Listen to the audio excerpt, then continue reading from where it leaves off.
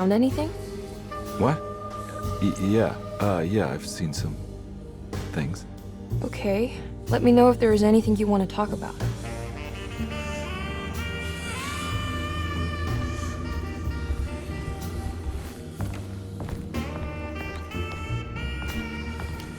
There's a book missing. What did you do? I was just rearranging the books. Well, come on, let's check it out.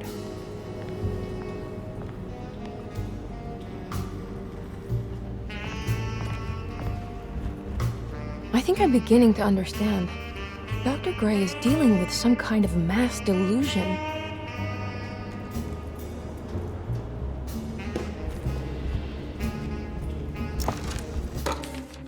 Good to finally meet you, Mr. Hartwood.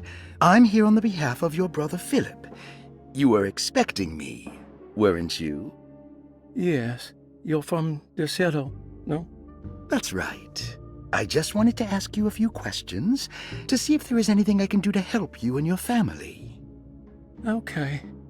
I understand you're full of imagination. You make up a lot of things. I suppose.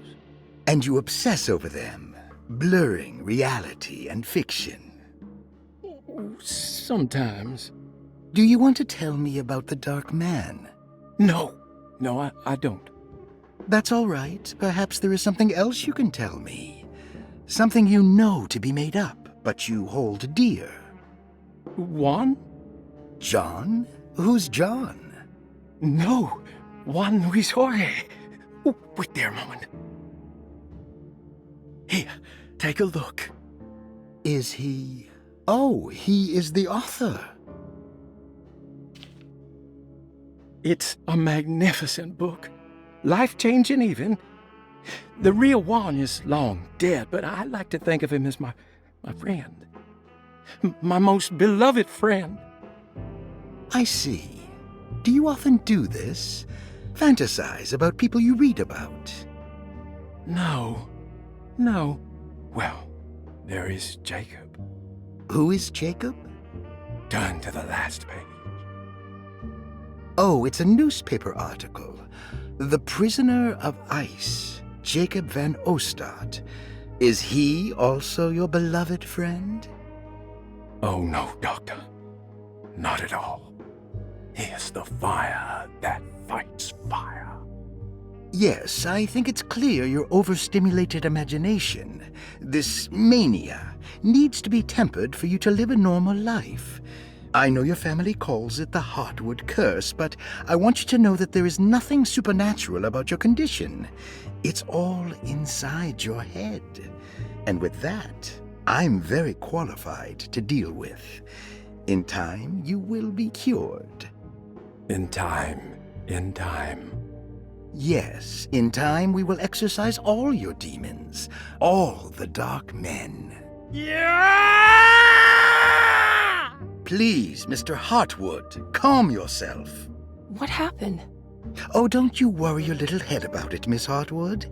Your uncle and I just had our first breakthrough. That mark on the floor looks like talisman positions, but from which direction should I look at it? The Snake Dagger, a monograph by Yael Klein.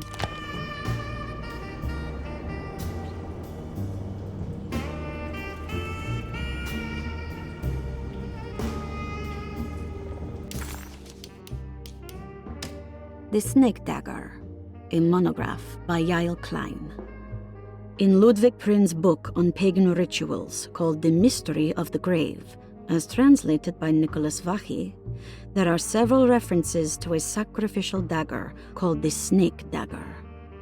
It has long been thought of as a poor translation of the original text, that it would be more appropriate with worm dagger from the Latin vermis cultrum. This seems natural following the recent consensus that the original title of Prin's book, De Vermis Mysteris, should literally translate to the mystery of the worm. However, this would take away from Vachy's great effort at translating the underlying meaning of the words and revealing several cultural beliefs. While Prince certainly was using the term worm as a symbol or synecdoche for death and the dead, which is made clear by the contents of the book, in the case of the dagger, we shouldn't be too hasty to dismiss his translation. Reading through Vahi's correspondence with his patron, it appears that he had more than just the Latin text at his disposal. Vahi had dug up Prince's living relatives and uncovered several cross-referenced historical texts and an actual snake dagger. The dagger was dated to the early Middle Kingdom of Egypt and had such a clear shape of a wave that Vahi considered calling it the sinusoidal blade. Knowing the full story, it seems prudent that he chose to translate it as snake and not worm. There are several reasons why this choice of word helps us understand the pagans that Prince's book attempts to describe.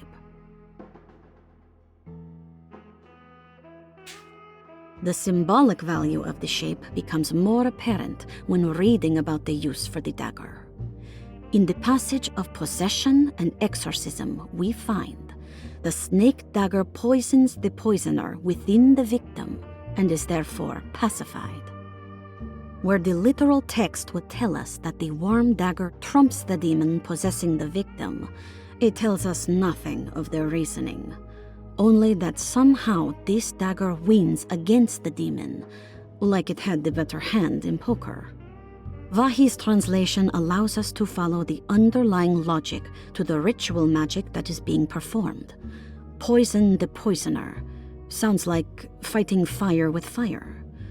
That to hurt the demon possessing its victim, the priests would have to fight back with a power that is known to the evil they are fighting.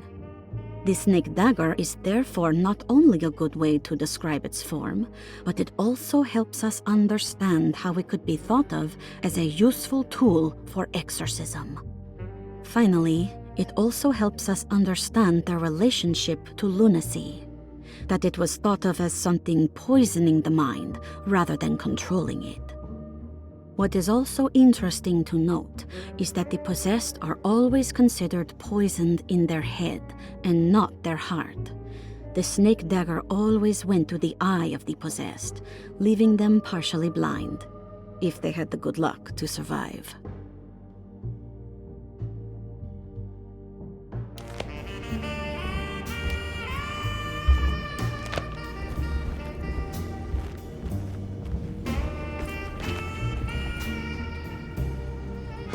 What were you saying about mass delusion? Derceto seems to have a deranging effect on people living close by.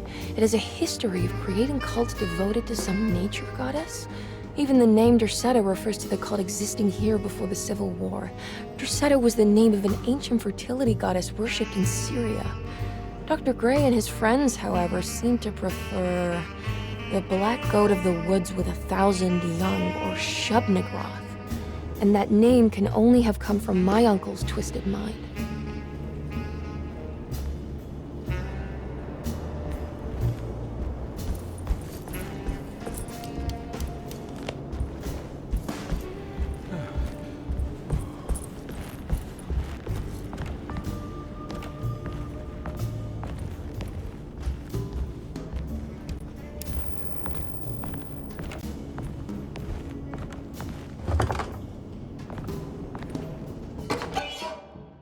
Nice.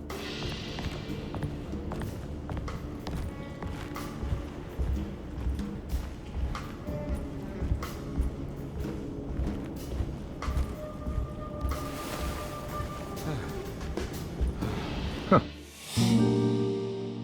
Has that been there this whole time?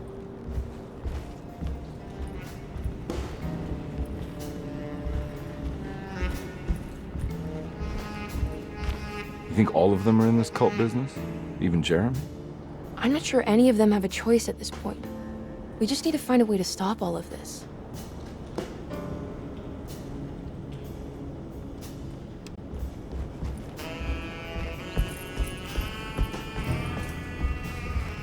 I've been so busy trying to free your uncle from the promise he made to the Dark Man. I guess I kind of just let everything else go. Don't worry, Detective. I feel like we're close. I'm sure Jeremy will turn up. If he is part of the cult, he wouldn't want to miss the Feast of St. John. I just need enough information to make him see the truth. I hope you're right, but I doubt he'll show up. Not as long as the Dark Man's got him hiding.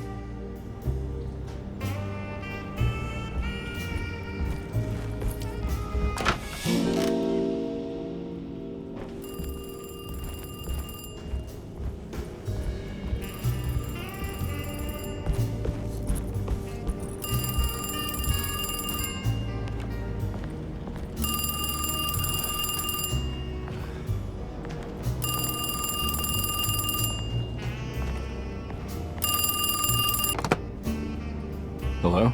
Detective Carnby? Who is this? Jeremy? Jeremy is with the Dark Man. You can't save him.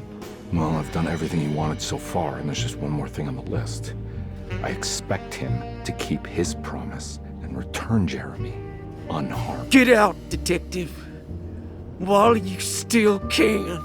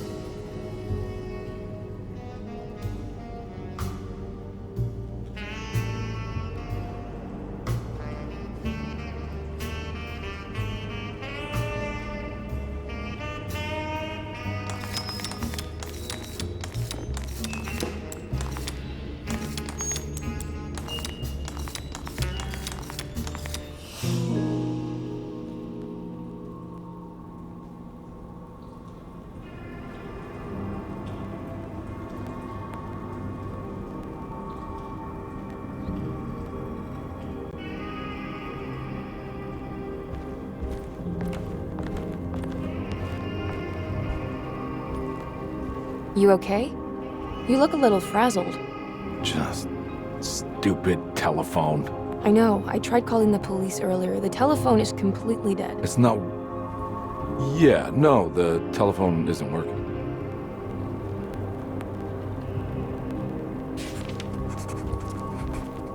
Miss Hartwood, I think you're gonna want to see this. Is there something in the closet? Yeah, there is. You don't see the very obvious gate leading to whatever Jeremy's madness is serving up next? I don't understand. Are you making some kind of fashion metaphor? I'm sorry, I don't have time for this. Can you just tell me what you're doing? You don't see this!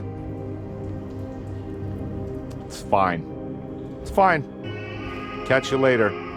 Are you going inside the closet? Yeah. You got a problem with that? No. Do what you think is right, Detective. Sorry, I didn't mean to. Goodbye, Miss Hartwood.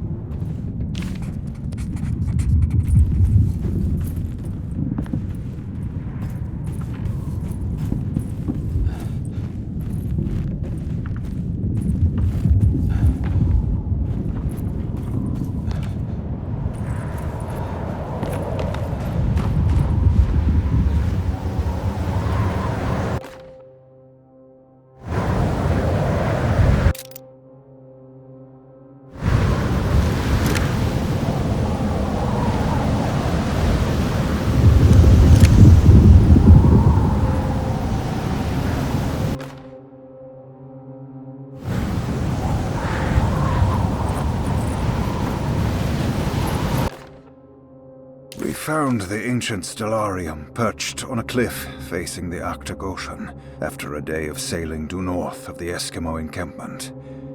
Jacob van Oostad was our most keen member of the expedition.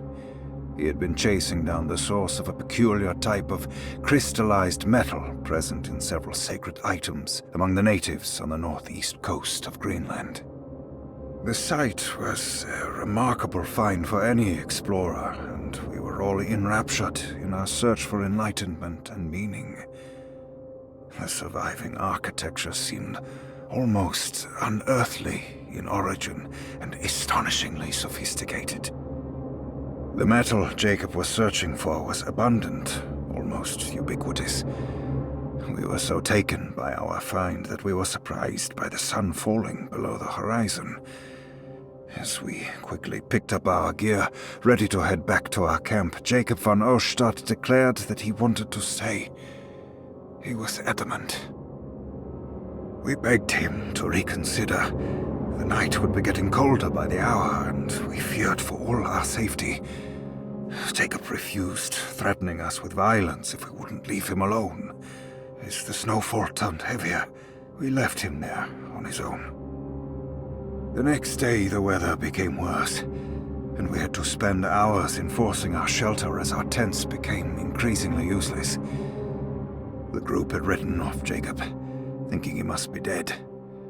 I had an urge to make one final attempt to save him, so I headed out as darkness fell with a handful of flares and headed toward the coast and up the climb towards the Stellarium. That's when I saw him, transfixed by a burning sky, that celestial lantern. Jacob keeled over and let out a painful shriek that struck me with such fear and pity. He was crying in agony, for the cold weather had ravaged his flesh. I called out to him, and he turned to face me.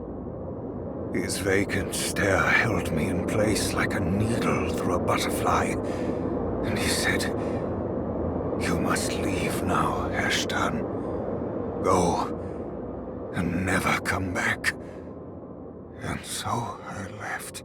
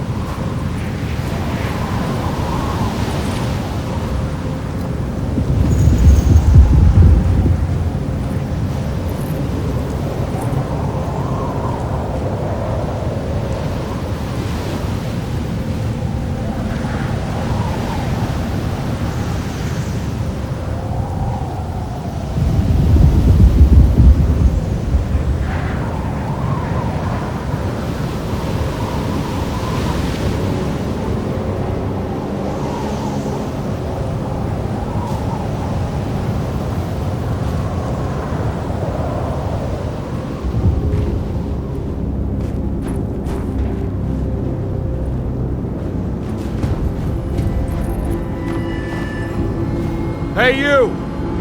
What are you doing here? What is this place?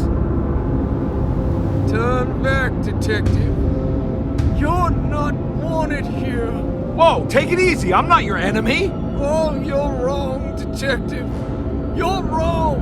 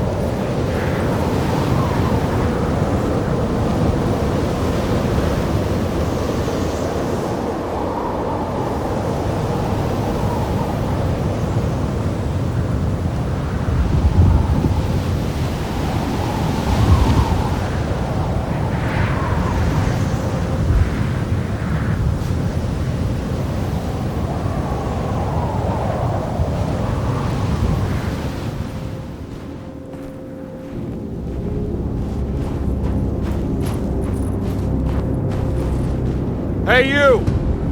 What are you doing here? What is this place? Turn back, detective. You're not wanted here. Oh, take it easy. I'm not your enemy. Oh, you're wrong, detective. You're wrong.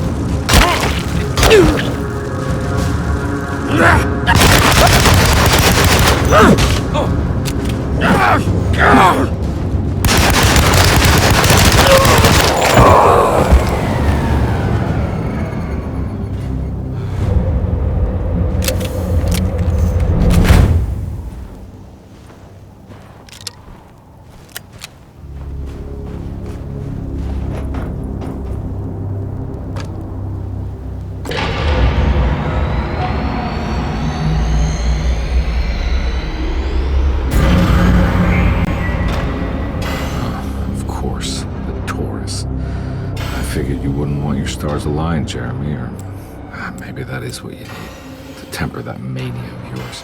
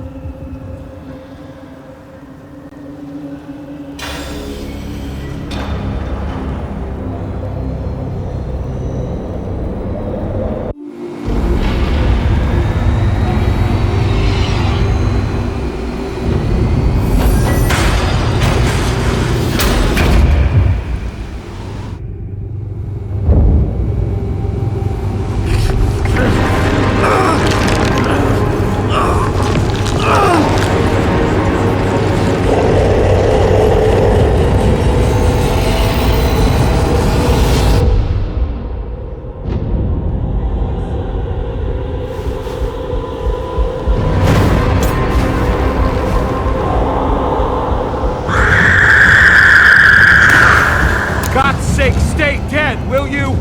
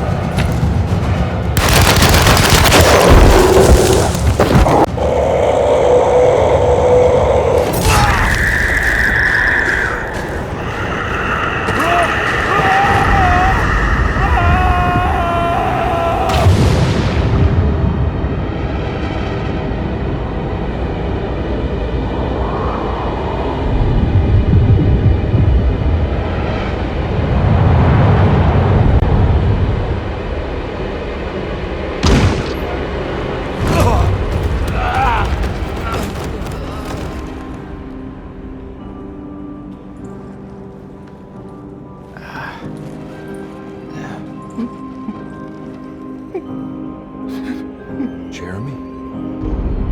I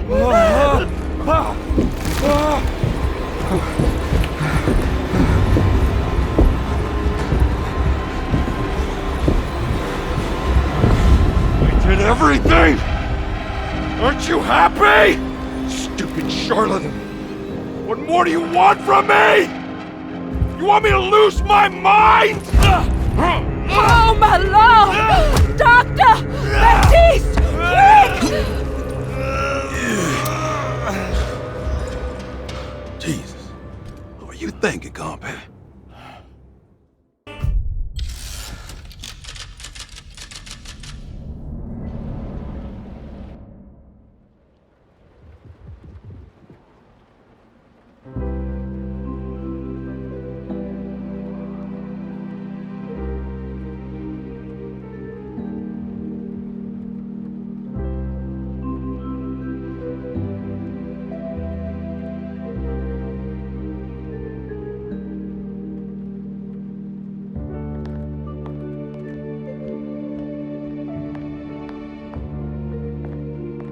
You awake?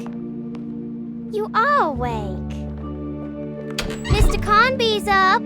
Hey, buddy! I thought you'd be knocked out for the rest of the night. Come on out and join us, will you? I'll save you some gumbo. Good to have you back. You gave us all a good scare. What happened? You had a psychological breakdown. Sorry for manhandling you, but you were being violent. You stabbed Jeremy and then punched Dr. Gray. Are they okay? Jeremy's a little strange, but everything's back to normal. Really? All thanks to you, combat. You want to try standing up?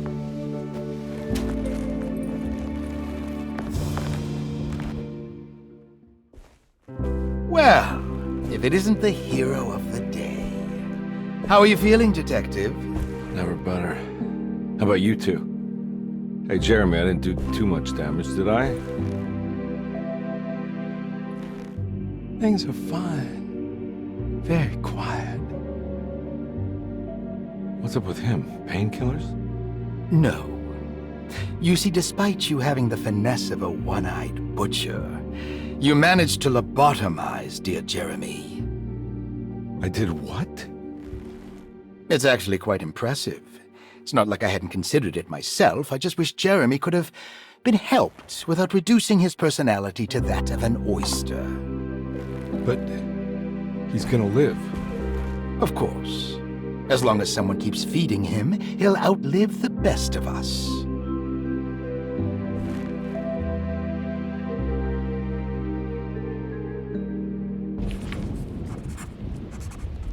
Does Emily know about Jeremy's condition? Yes. She seems to be handling it quite well under the circumstances.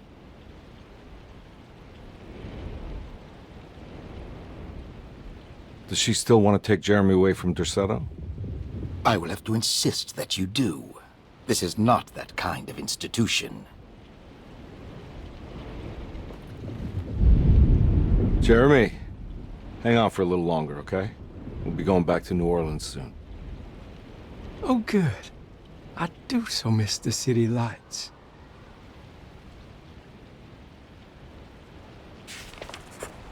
Case closed. Everything was back to normal. Did any of it really happen? What had Conby actually been doing all night? Case closed. Detective Conby had found Jeremy and brought him back to Derceto.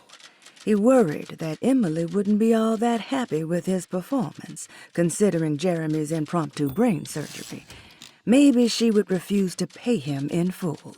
It was the kind of thought that would normally infuriate Conby, but right now he just felt happy to be back. No matter if he would be seeing the $150 or not, he couldn't wait to rendezvous with Emily and go back to New Orleans.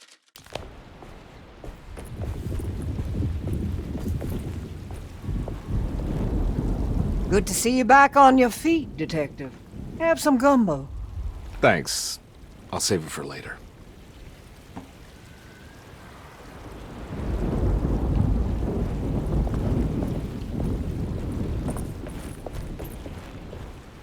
What are you looking for? Just keeping an eye out for the storm. Radio says it could be a wild one.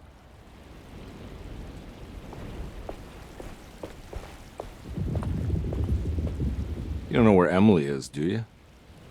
She's packing some of Jeremy's things. Said she wanted to take them away. I'm sure she'll come and get you when she's ready.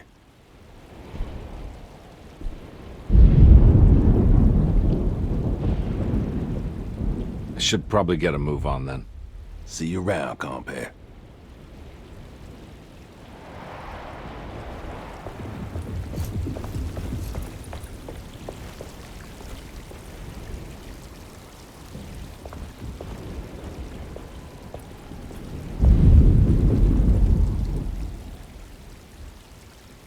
That is one impressive tree.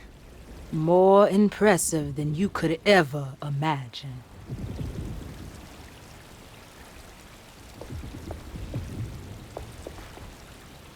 So how does this all work? You dance around chanting? For the ritual, I mean? Stay and find out, Detective. It might just do you good.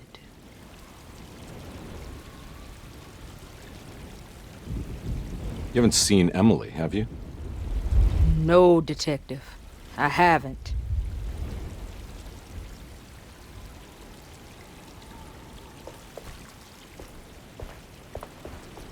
All right, tell me, what the hell's about to happen here? Every year we have a little turn-the-page ceremony by the tree. It's symbolical. It's like life has its cycles of grief and happiness. You know? Just like a tree facing the seasons. Things change, but remain the same.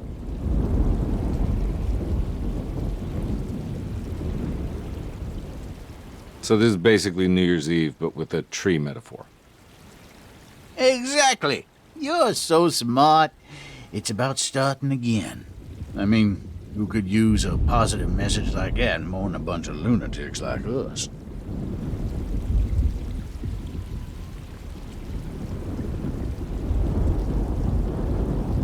I get the feeling some of you think this year is going to be special. Any idea why? Well, we got some new words, thanks to your buddy Jeremy, and some other changes to the program. Let's just say we're all in this year.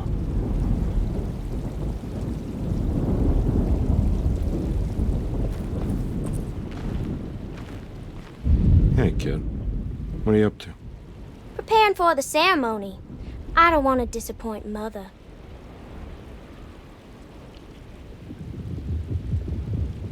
What's your part in this? I'm the Cabri Corn. It's very important. Only I can settle our debt.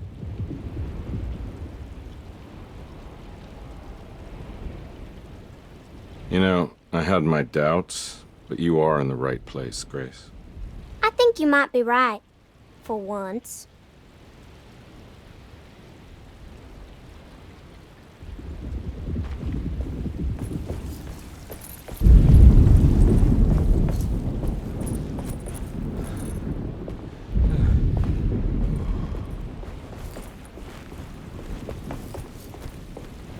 Seems like everyone's in a pretty good mood. The Eve of St. John is the most important date of the whole year. It's the only day when the black goat of the woods tends to her young.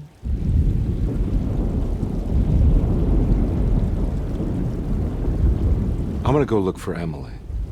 Don't worry about her. She wouldn't leave without you, would she?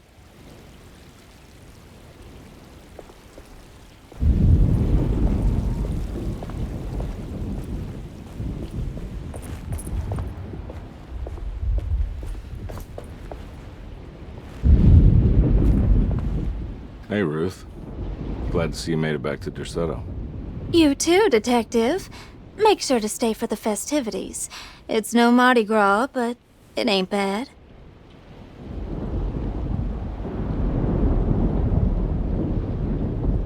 You seen Emily around? I saw her packing some things into that old jalopy you arrived in about an hour ago. I'm sure she hasn't given up on you yet.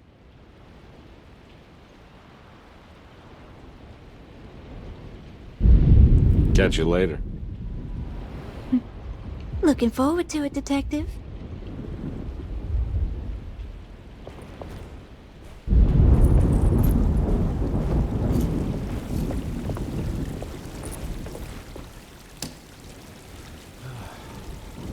Everyone knows what to do? Y'all know the new words.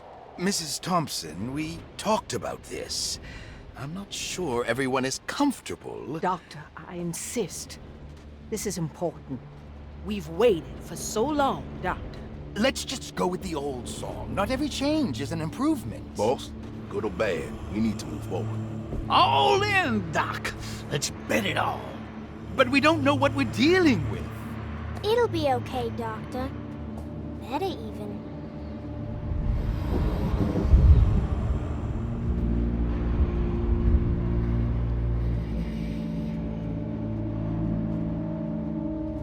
Now there are praises and abundance to the black goat of the woods. Hear us, Mother. Take pity on us. Take pity on us. Ever Hear there us, praises Mother, and praises abundance and abundance to the black black goat goat of the pity woods. on us. Hear us, Mother, and take pity on us. Take pity on us. Ever there praises and abundance to the black goat of the woods. Hear us, Mother, and take pity on us. Accept our sacrifice. Judge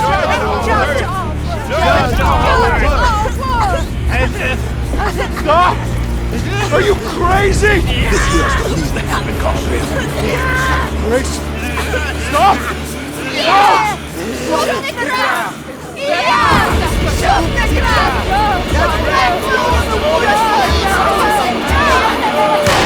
Stop in the ground!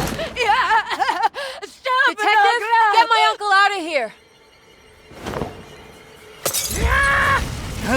Jeremy, come with me!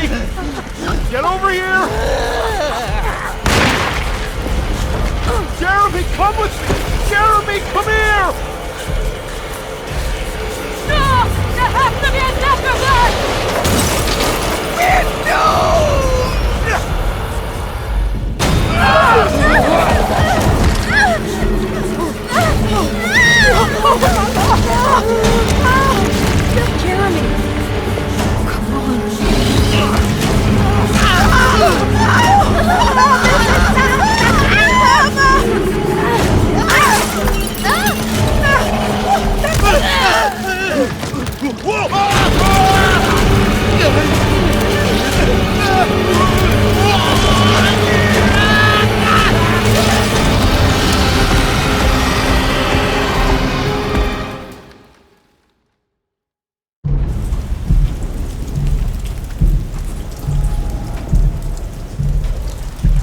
I can't let that monster leave Derceto. I have to stop it.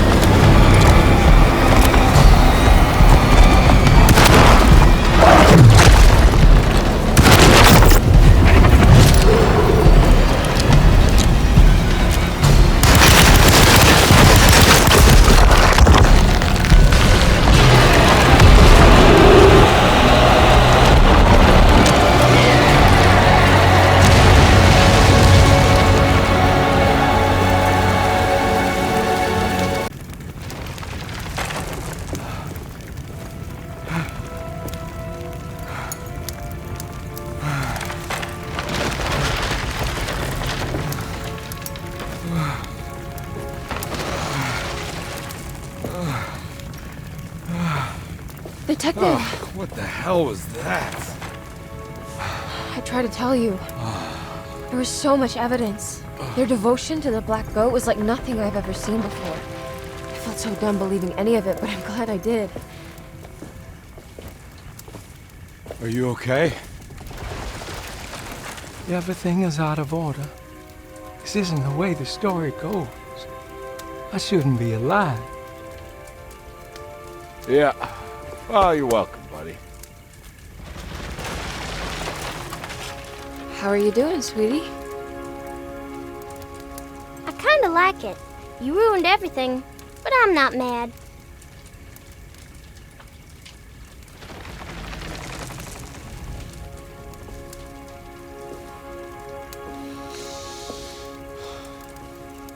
All right, you ready to head back to New Orleans? Come on, Jeremy. We're leaving. Can I come? I thought you said you didn't need saving. Don't leave her. She's important. Of course we're taking her with us. Yay, I'm important.